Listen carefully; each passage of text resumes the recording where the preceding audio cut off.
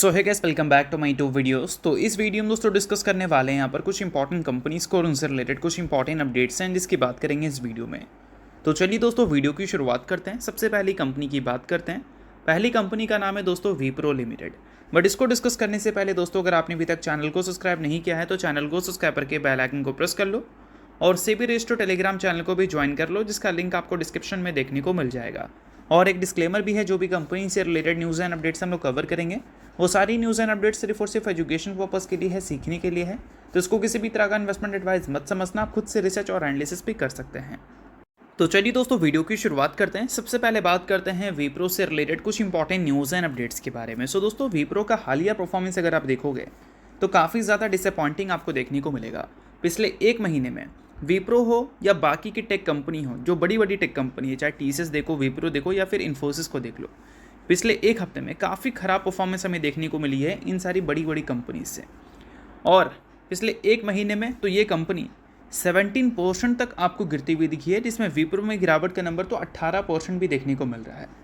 अब विप्रो, टीसीएस और बाकी की जो टेक कंपनी गिर रही है उसके रीजन तो ऑलरेडी आप सभी को पता है। बट अगर हम सिर्फ विप्रो की बात करें तो 2021 से गिरावट की शुरुआत हुई थी विप्रो में, और 2021 के लेवल से करंट लेवल तक अगर आप देखोगे विप्रो को तो 40% से ज़्यादा ये कंपनी में गिरावट दिख रही है। और इसका सबसे बड़ा रीज़न ये है कि 2021 में जो गिरावट हुआ था इंटरेस्ट रेट के बढ़ने की वजह से, उस गिरावट के बाद अभी तक विप्रो पूरी तरह से रिवाइव नहीं हो पाई है, ये भी हम बोल सकते हैं। अब इन सारी चीज़ों के बाद विप्रो से रिलेटेड एक और न्यूज़ निकल के आ रही है जो कि उनके शेयर होल्डर को पसंद नहीं आएगा, क्योंकि ये कंपनी से रिलेटेड नेगेटिव न्यूज़ है। अब न्यूज़ की बात करें तो न्यूज़ यहाँ पर यह है कि विप्रो को लगभग $100 मिलियन की नुकसान हो रही है, या फिर हो सकती है, सॉरी। क्यों भाई? क्योंकि इनके एक काफ़ी बड़े डील्स एस्टी लॉडर्स का इसके पास अब नहीं आया है, एसेंचर्स के पास चला गया है। और इस चीज़ को थोड़ा सा डिटेल में आप समझ लो तो देखो, मेंशन किया गया है कि एनुअली विप्रो को $100 मिलियन तक का डेंट यानी कि नुकसान होने वाला है, क्योंकि अमेरिका का एक काफ़ी बड़ा कॉस्मेटिक ब्रांड है एस्टी लॉडर्स, ठीक है, उन्होंने $multi-billion की डील साइन किया है 5 साल के लिए एसेंचर्स के साथ, जो कि विप्रो की कॉम्पिटिटर है, विप्रो से बड़ी कंपनी है।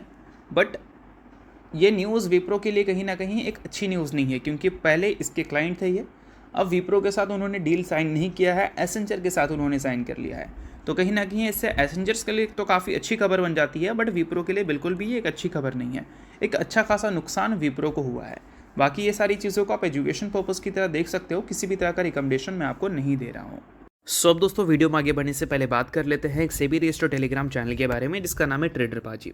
अब ये सेबी रजिस्टर्ड रिसर्च एनालिस्ट हैं, जिनका रजिस्ट्रेशन नंबर आपको यहाँ पर देखने को मिलता है, और इनको 8 साल से भी ज़्यादा का एक्सपीरियंस है ऑप्शन एंड स्विंग ट्रेडिंग में। साथ में 3000 से भी ज़्यादा लोगों को ऑलरेडी ये ट्रेन कर चुके हैं। तो इनके टेलीग्राम चैनल का जो लिंक है वो आपको डिस्क्रिप्शन में देखने को मिल जाएगा। लिंक के थ्रू जाकर जरूर इस चैनल को आप ज्वाइन कर लेना। ज्वाइन करने का सबसे बड़ा प्लस पॉइंट ये है कि काफ़ी सारी कंपनी के टेक्निकल्स को प्रॉपर एनालिसिस कर यहाँ अपडेट किया जाता है, जो कि अभी आपको यूट्यूब पे तो देखने को नहीं मिलता, जिसको आप यहाँ पर आकर ज़रूर चेकआउट कर सकते हैं। उसके अलावा दोस्तों मार्केट से रिलेटेड जो समरी होती हैं वो सारी चीज़ें आपको यहाँ पर देखने को मिलती हैं। मार्केट से रिलेटेड जो इंपॉर्टेंट न्यूज़ एंड अपडेट्स होता है वो भी आपको यहाँ पर देखने को मिलता है। साथ में सेबी रजिस्टर्ड टेलीग्राम चैनल है, तो इनके कॉल्स वगैरह भी दिखते हैं, जिसको भी चाहो तो आप चेकआउट कर सकते हो। तो लिंक डिस्क्रिप्शन में है, लिंक के थ्रू जाकर बिल्कुल फ्री ऑफ कॉस्ट आप इस टेलीग्राम चैनल को ज्वाइन कर सकते हैं।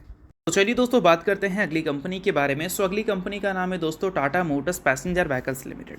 अब दोस्तों टाटा मोटर्स पैसेंजर व्हीकल्स की अगर हम बात करें तो ये कंपनी लास्ट ट्रेडिंग सेशन काफ़ी बुरा पिटी थी। सिंपल सा रीज़न है, अभी कंपनी का डोमेस्टिक बिजनेस अच्छा कर रहा है। क्यों अच्छा कर रहा है? क्योंकि जो जीएसटी कम हुआ था उसकी वजह से प्राइसेस कम हो गए हैं, जिस वजह से डिमांड ऑटोमेटिक बढ़ गई है। But last trading session company में गिरावट इसलिए हुई थी क्योंकि इन्फ्लेशन बढ़ने का डर है। हमारा जो क्रूड ऑयल इम्पोर्ट होता है उसका 50% हम मिडिल ईस्ट से इम्पोर्ट करते हैं। स्ट्रेट ऑफ हॉर्मोज बंद कर दिया गया है, इस वजह से क्रूड ऑयल महंगा हो गया है और हमारा जो इन्फ्लेशन है वो बढ़ने का डर है। और इससे पहले जब 2021-22 में इन्फ्लेशन बढ़ा था तो ऑटो कंपनी में बहुत बुरा हाल आपको देखने को मिला था, जिसमें टाटा मोटर्स में एक अच्छी खासी गिरावट थी। ग्रोथ कंपनी तो छोड़ो, डी ग्रोथ लगातार रिपोर्ट कर रही थी। और अभी कंपनी जो लगातार ग्रोथ हमें दिखा रही है वो हो सकता है कि आगे चलकर आपको स्लो होती हुई नज़र आ जाए, ऐसे इन्वेस्टर्स के डर हैं। और इन्हीं सारी चीज़ों की वजह से टाटा मोटर्स में गिरावट लास्ट ट्रेडिंग सेशन दिखी थी। हाल ही में दोस्तों टाटा मोटर्स ने कुछ इंपॉर्टेंट क्लैरिफिकेशन दिया था। क्लैरिफिकेशन ये था कि एक रिपोर्ट मेंशन किया गया था। इस रिपोर्ट में मेंशन किया गया था कि इंडोनेशिया ने जो ऑर्डर दिया था टाटा मोटर्स और महिंद्रा एंड महिंद्रा को, वो ऑर्डर को उन्होंने बैन लगा दिया है या फिर रोक दिया है। बट टाटा मोटर्स और महिंद्रा ने इसके क्लैरिफिकेशन में क्लियर कर दिया है कि नहीं भाई, ऐसा कुछ भी नहीं है, वो सारी एज इट इज़ हैं, जैसा कि हमने पहले बताया था वो एज इट इज़ रहने वाली हैं, उसमें कोई भी चेंजेस नहीं है। क्लैरिफिकेशन में टाटा मोटर्स के साइड से सुनने को मिली है, और ये टाटा मोटर्स पैसेंजर व्हीकल्स की तरफ से नहीं, कमर्शियल व्हीकल्स की तरफ से सुनने को मिला है, ये भी मैं क्लियर कर देता हूँ। बाकी अगर हम पैसेंजर व्हीकल्स की बात कर रहे हैं तो उससे रिलेटेड कुछ न्यूज़ देख लेते हैं। तो पहली न्यूज़ यहाँ पर यह है कि जनवरी मंथ का डेटा इसका आ चुका है, फरवरी मंथ का डेटा इसका आ चुका है सेल्स का, जिसमें मेंशन है कि 329 यूनिट्स इन्होंने बेचा है। और ईवी के वॉल्यूम्स को अगर देखोगे तो उसमें 57% की ग्रोथ है, और ईयर ऑन ईयर बेसिस पे इसमें ऑलमोस्ट 34 से 35% तक की ग्रोथ हमें देखने को मिली है, जो कि काफ़ी अच्छी बात है अगर हम टाटा मोटर्स के डोमेस्टिक बिजनेस के हिसाब से देखें तो चलो न्यूज़ हमें काफ़ी अच्छी देखने को मिल रही है कंपनी के बिजनेस से रिलेटेड। अब इसके अलावा दोस्तों एक और न्यूज़ हमें सुनने को मिल रहा है। न्यूज़ यहाँ पर यह है कि टाटा मोटर्स इन्वेस्ट करने वाली है हाइड्रोजन ट्रक प्रोडक्शन में इन जमशेदपुर, और इस चीज़ को भी कंपनी के मैनेजमेंट की तरफ से हमें सुनने को मिली है। तो ये सारी चीज़ें भी आप नोट कर सकते हो अगर आप टाटा मोटर्स के शेयर होल्डर हो तो। बाकी दोस्तों अगर आपने अभी तक सेबी रजिस्टर्ड टेलीग्राम चैनल को ज्वाइन नहीं किया है तो उसको जाकर आप ज्वाइन कर लो, लिंक डिस्क्रिप्शन में है। मार्केट्स में जैसा हाल चल रहा है ऐसे टाइम पे प्रॉपर एनालिसिस नहीं करोगे तो आपको काफ़ी ज़्यादा प्रॉब्लम हो सकता है। तो सेबी रजिस्टर्ड रिसर्च एनालिस्ट आपको यहाँ पर प्रॉपर मार्केट के एनालिसिस देते हैं, ट्रेंड एनालिसिस के अलावा कई सारी कंपनीज जो लगातार गिर रही है उसके एनालिसिस भी आपको यहाँ पर देखने को मिलेंगे, जो कि आपके लिए काफ़ी ज़्यादा यूजफुल रहेगा। तो लिंक डिस्क्रिप्शन में है, लिंक के थ्रू जाकर चैनल को बिल्कुल फ्री में ज्वाइन कर सकते हैं। अब बात करते हैं कुछ और न्यूज़ के बारे में, कुछ और कंपनी से रिलेटेड। तो दोस्तों एक कंपनी है IRFC, जो कि लास्ट ट्रेडिंग सेशन काफ़ी बुरा पीटी थी। अब गिरावट का रीज़न हम लोग डिस्कस करेंगे, बट सबसे पहले ये जान लो कि गिरावट ऐसा नहीं कि IRFC में हमें बहुत ही ज़्यादा रेयर दिखता है। पिछले कई सालों ने मतलब पिछले 1-1.5 साल से कंपनी में गिरावट अच्छी खासी दिख रही है। 2024 के बाद से लेकर अब तक पहली बार ऐसा हमें देखने को मिला है कि IRFC 100 रुपीज़ के लेवल को भी क्रॉस कर नीचे जा चुकी है।